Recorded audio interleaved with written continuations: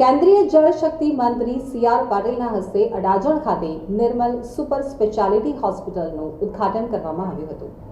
સુરતના હાર્દસમા અડાજણ ખાતે 120 પથારી ધરાવતી અત્યાધુનિક નિર્મલ સુપર સ્પેશિયાલિટી હોસ્પિટલ ભારત સરકારના જળ શક્તિ મંત્રી સી.આર. પાટીલના વરદ હસ્તે રવિવારના રોજ ઉદ્ઘાટન કરાયું હતું.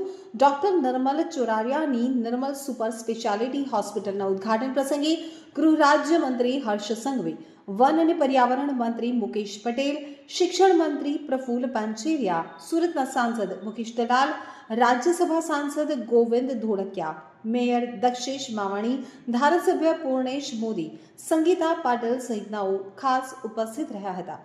તો અત્યાધુનિક અને અનેક રોગોની સારવાર કરતી સુપર સ્પેશિયાલિસ્ટ હોસ્પિટલ નિર્મલ હોસ્પિટલના ઉદ્ઘાટન પ્રસંગે શહેરના મહાનુભાવો અને ડોક્ટરો મોટી સંખ્યામાં હાજર રહ્યા હતા.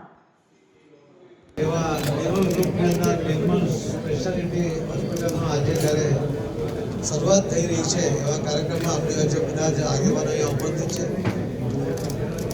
બધાના નામ લેવા શક્ય નહોતા, પણ નિર્મલ ગ્રુપ સેવાકીય પ્રવૃત્તિઓ માટે જાણીતું છે.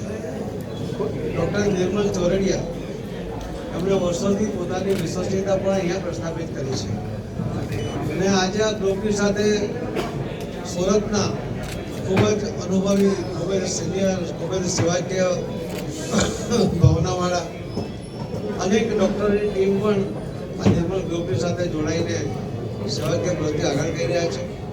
સુરત શહેર જે રીતે વિકસિત થઈ રહ્યું છે ત્યારે અહીંયા મેડિકલનું વધુ સગવડની જે આવશ્યકતા છે એને ધ્યાનમાં રાખીને અદ્યતન સુવિધાઓ સાથેની આ હોસ્પિટલ આજે જ્યારે શરૂ થઈ છે ત્યારે હું સૌ સુરતીજનોને પણ અભિનંદન આપું છું અને ડૉક્ટર નિર્મલ ચોરડિયા અને એમની ટીમને પણ ખૂબ ખૂબ શુભેચ્છા પાઠવું છું.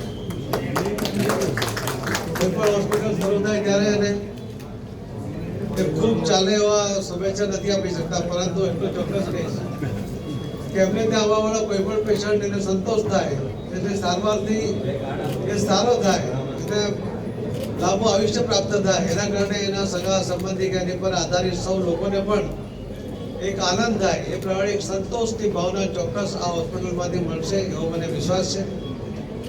અને ડૉક્ટર નિર્મલ ચોરડિયાને એમણે જે રીતે કામ કર્યું છે, એમની બહુ વર્ષોની આ ઈચ્છા હતી કે એક સુપર સ્પેશિયાલિટી હોસ્પિટલ શરૂ કરવી, પૂરી થઈ રહી છે. એટલા માટે એમને વિશેષ અભિનંદન આપીને અમે જે આ ટીમ બનાવી છે એ ટીમને કારણે, ટીમવર્કને કારણે પણ ખૂબ સારું કામ મેડિકલમાં થશે એવો મને વિશ્વાસ છે.